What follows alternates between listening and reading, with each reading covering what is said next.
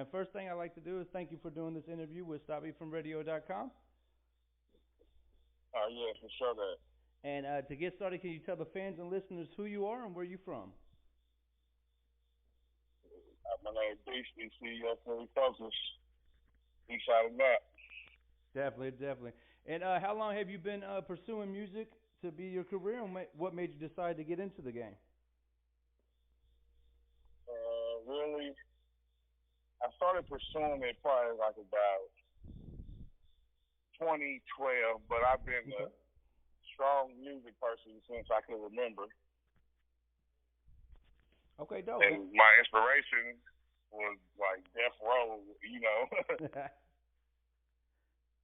Yeah, that's dope you said that because I pick up on a West Coast vibe from you. Like, I know you're from Indianapolis, East Side, like you said, but every time I listen to your music, I just picture old school E40, Be Legit, Dr. Dre. Like, you just got that kind of flow to me, man. So it makes sense that that's somebody, you were idolizing Yeah, well. man, I'm a West Coast fanatic.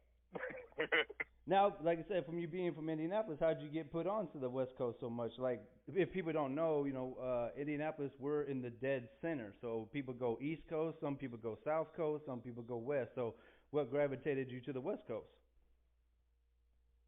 Really, it was like just growing up watching you remember the box used to come on TV. We Yep. used to order the videos, Yep.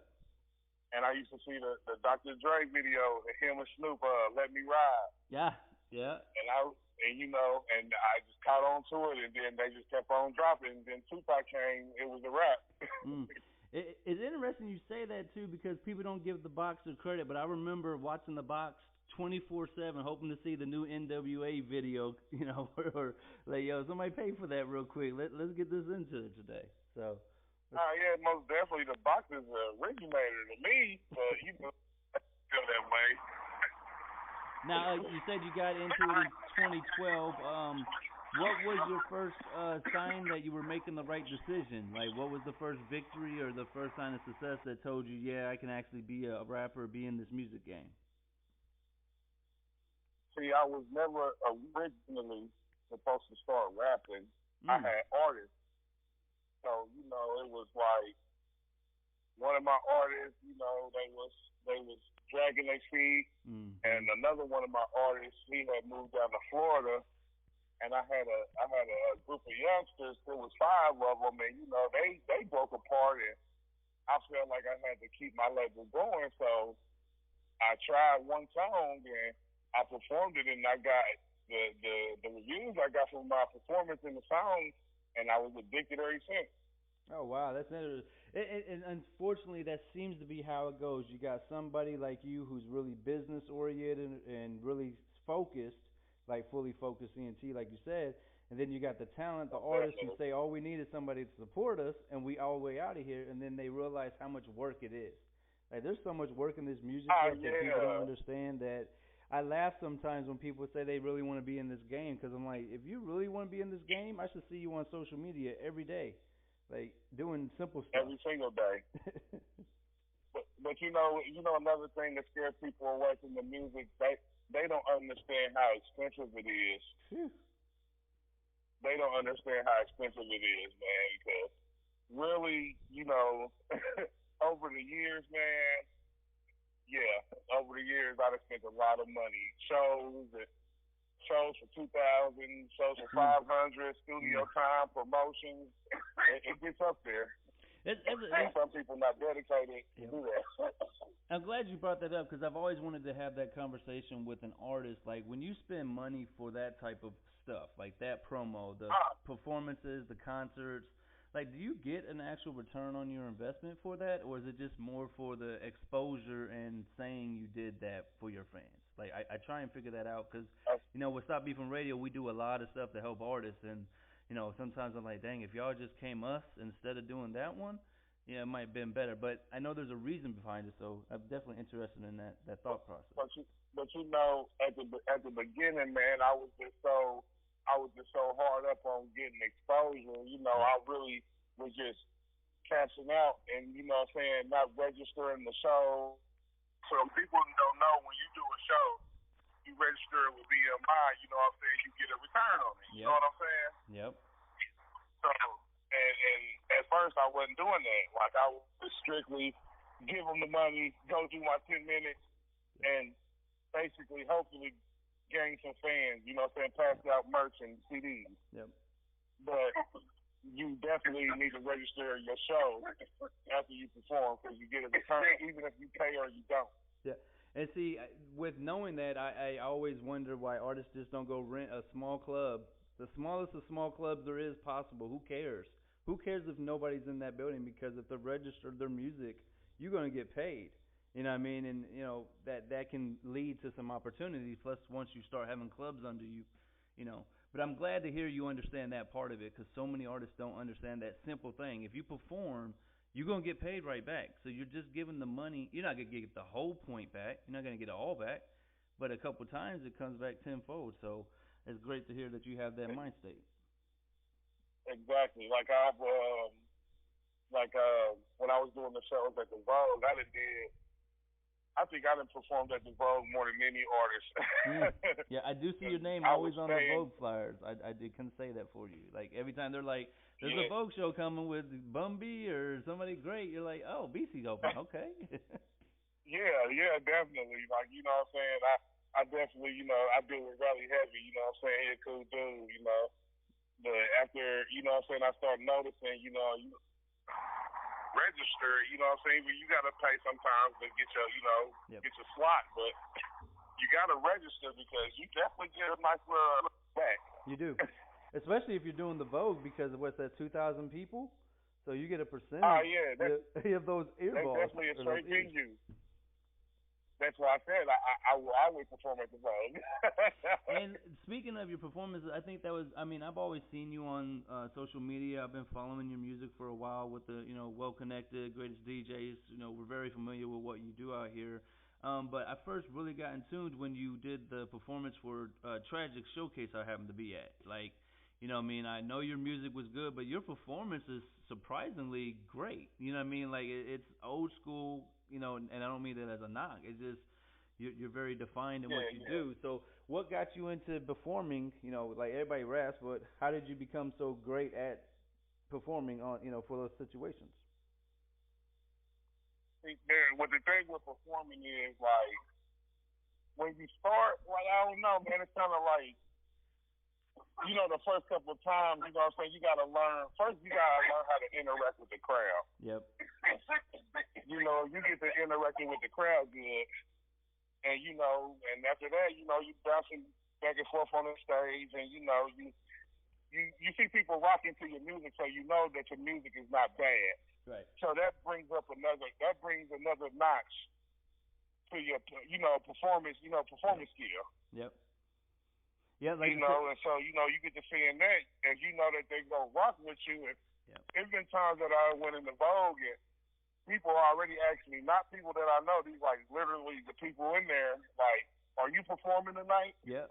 And they be like, we seen you last time perform up here, and you was, and ever since then, I just try to elevate my performance every single time.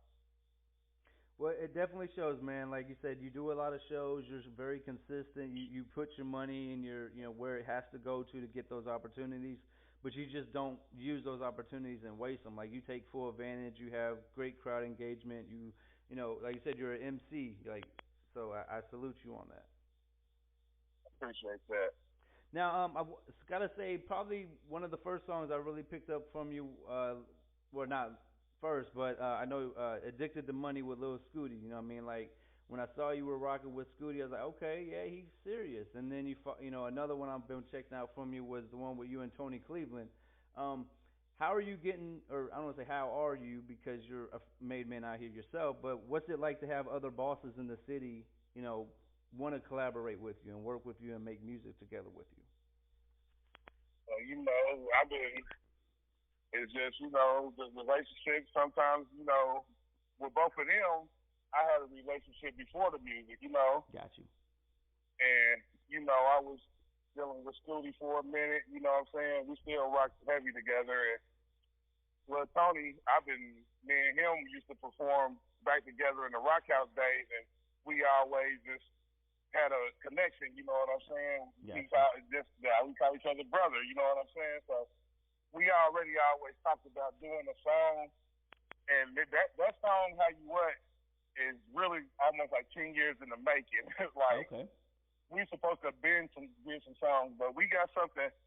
We got a whole project coming out. Plus, we working on a movie together, so Oh. we about to be catching up. Well, congrats, man. Like I tell people constantly, man, Tony Cleveland is like my personal favorite right now in Nap. Like his the way he's moving reminds me of Young Nip, and then what he does for the community, man. I gotta salute that. So. Yeah, he a solid individual. Plus, he got a good heart. You know what I mean? Yep. And so I mean, I reached out to you, man, because I saw you had this dope ass song, "Save Who," with Kitty Red. Another dope feature. You have a lot of dope features. When I started going through your catalog, like you got A-list features, so I salute that. Yeah, definitely. How did you and Kitty Red get together, and what made you decide to flip the old E40 and put a 2020 flip on it? See, this is with that. I really was like beat searching, and I came across the beat from a guy named Killer Dane. He's from Dallas. Okay. In Dallas, Texas. So I knew I wanted to do something because I wrote the hook already. So I went ahead, I bought the beat from him. So I always wanted to work with Kitty, but I just didn't have the right song. Right. I didn't have the right song for her. So after I bought the beat, now I had already did the hook, and I sitting here listening to it, and I reached out. She said she loved it, and we went in there, knocked it out, and it came out better than I expected. That's dope. Yeah, I definitely, like I said, it gives me the E40 vibe, but the more I listen to it, the back and forth between you and Kitty is like Nan, like Trick Daddy and Trina in the very beginning. Like that's what the vibe I'm getting from the record. So I think it's definitely a strip club anthem. Only fans like would go crazy. It could be your verse could be the guys' OnlyFans page, the response, and then the girls could use Kitty Red, and you could have people going back and forth with it. So there's a lot of marketing opportunities with it. What's the feedback been so far for you with the DJs, the fans, and everything for this song? Man, I haven't had one bad review on the song, man. And we released a video not even 8-9 days ago, so I'm already hitting 9,000 views on that, and it can't do nothing but grow because it ain't really got its feet yet. And I've heard you're a beast at the YouTube and promo and game too. Like you got a good system behind you, man. So I'm glad to hear that. Like it's something very important for artists, and it shows you're taking this game very seriously. Yeah, most definitely. See, the thing is with the YouTube, I give them a little game on that. Like the views, that's nice to have the views. You get your pay, but you gotta get them subscribers. Yep. You gotta get them subscribers. If you ain't getting them subscribers, you need a heavy following. Yep. And you got the heavy following every time. You can never go wrong. Yeah, because if you got the subscribers, that means anytime you drop something, you got that person's gonna at least see it, look at it, maybe click it. And then if you got your merch game right, you use those subscribers to buy your $10 shirts, and then you start getting revenue through that. So. Yeah, most definitely. We got more coming with the same who. You know what I'm saying? Just I'm working on Platinum 3, and Kitty, she doing her thing, but we definitely gonna push that a little bit harder.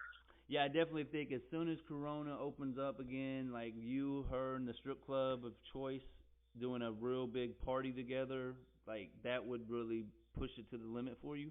Because it's a strip club song, like you can't deny it. I don't know if that record can get you on the radio, except if people really start running to it, then it'll get on the radio. So that's always the fun part about music. People think the radio has to have a certain kind of song. It just has to have fans. If you got people calling the radio saying play that shit, if you got DJs playing that shit, they're like, all right, let's go ahead. But I definitely think it has. Can't deny it. Yes, sir. I definitely think it has that vibe. Like, what are you thinking? I know Corona's got us locked, laid down a little bit. But what's the game plan coming out of Corona or coming up with you? Are you dropping a mixtape, an album, or what's the next steps for Beastie? What I did is, I just dropped my artist, Smitty Byron. He just dropped his album on all platforms, still grinding. We dropped that. Me and him got the video out right now, Peso, and that's like at 24, 25K. He just dropped another video, Lil Booter. That's growing legs too. I'm working on him, and I'm 80% done. Okay. With Platinum 3. And, I'm working with Kana, too. You know what I'm saying? People don't know who that is. She was the first one that rapped on that song Pussy Pie. Yep. Man, that song has so much potential, man. I told Swift that song would have got out of here. All they had to do was just put it out. Just put it out together. But I'm definitely me and her because I'm executive producing her next album. So okay, congrats. We got a single coming up here shortly. That's we about to set the bar with this one. It's called Freak House. Yeah, you're like a old school Too Short, but this time you're putting the girls on the records. Like you're getting all the dopest females that are talking that talk and bringing that vibe. So Nona, she got like that Pussy Power song. Like she just as soon as she said her name, but it's just the way she came on the song, like her confidence level or something. She has a very unique voice, and with her upcoming album, man, like it's from front to back, it's good. I definitely look forward to hearing that, man. And like I know you're a very busy person, man, so I'm not gonna take too much more of your time. But before we get off here, can you tell the fans and listeners and DJs how they can get a hold of you? And then if you got any shows or anything they can be on the lookout for, or get a hold of you so they can follow your movement. Okay, my Instagram is Beasty the CEO, BeastyBACEO. My Facebook is Brian Thomas, BRIAN. You can search our music on YouTube. Our YouTube channel is Fully Focused Entertainment. We got music on every platform, Tidal, Apple, whatever they play music, you can type it in and we're going to pop up. We ain't really got no upcoming shows, but Smitty Ballin, he has a showcase this coming Sunday. Oh, dope. To open up for 42 Dubs. Oh, congrats on that. We moving the most as we can right now as far as this Corona, but after the Corona, we putting the foot on the gas. Yeah, that's dope, man. You gotta make sure you're strategizing now because everybody thinks they're gonna come out of the Corona and all these things are gonna happen, but the game changed a little bit. We don't know how it's changed yet until things open up, but I don't think the way music used to be done is gonna be pushed the same way. I think some of the things might. Nah, it's not. It's not gonna be the same. It's gonna be completely different, man. But that's the thing about if you know how to adapt and change with the time. Yep. If you can adapt and change with the time, you shouldn't have no issue. If you work and grind, you should know what you got to do. If you're always looking 10 years ahead, it doesn't matter what happened today. If I'm moving 10 years in the future, whatever happened today doesn't really affect me because I'm thinking, it matters, of course, but that's not what's part of the plan today. Yep. Well, definitely, man. And like all the artists you mentioned and any projects you got, man, I definitely send them to me. I'll add them to Stopbeefin Radio and shit, man. I wanted to reach out, man, because you shared a few things for me, and I always support those who support Stopbeefin Radio. So, you've always been dope artists, and you've always been real, cool and stuff. When I seen you sharing this stuff, I was like, shit, reach out. So, I appreciate you taking time. Most definitely, well connected, Stopbeefin, and greatest DJs, that's my family. Yep. So, we, as long as we all keep each other above water, we can't lose. Yep. If we all move as a unit, they can't stop us because there's too many of us and you don't know where we coming from. Well connected is a saying because you don't know who we know. That's what gets it crazy. You think we're only Indianapolis. Like, if you only saw my phone numbers. And that's not being cocky or arrogant. That's just being, for real. That's not. Look, I've been in the inside for the longest. I know what's up. I know what's going on. You know what I'm saying? It's just some people just don't know because, people here, You got your some who support, but then you got the other ones who think they just go blow overnight or just they can do everything on their own, and that's not the case. Yeah. I always say it's kind of because we've never had anybody make it yet, so there's no bar. So you can literally decide tonight you want to be a rapper, go to the studio, pay $50 to get a beat, and drop a song on. You're officially a rapper from Indianapolis. Like there has to be some standards. There has to be something you've accomplished. You're absolutely right. But you know what? In the same time, that them the ones you know who those are, and you know who the elite artists are. Yep, that's true. That is true. Because it's a lot of people out here. It's a lot of people out here with $150, $200 videos. Yeah. And but that's okay now. Like I'm a big supporter of that. Like because the technology's there. Matter of fact, you don't even need to do that. Just you got an iPhone. Have a friend hold your iPhone and then record, and then pay somebody to edit the right way. Like, there's nothing wrong with cutting corners. Some people say they got to spend their whole budget on a camera. Well, that budget could have been your radio campaign budget. So, sometimes it's like yeah. That's right. You're right.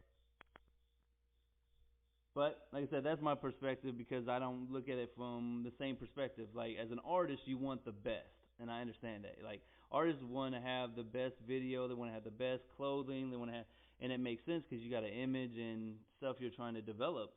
But at the same time, if you cut just a couple of those corners, you might have the budget to get the tour going. Yeah, but it's the thing.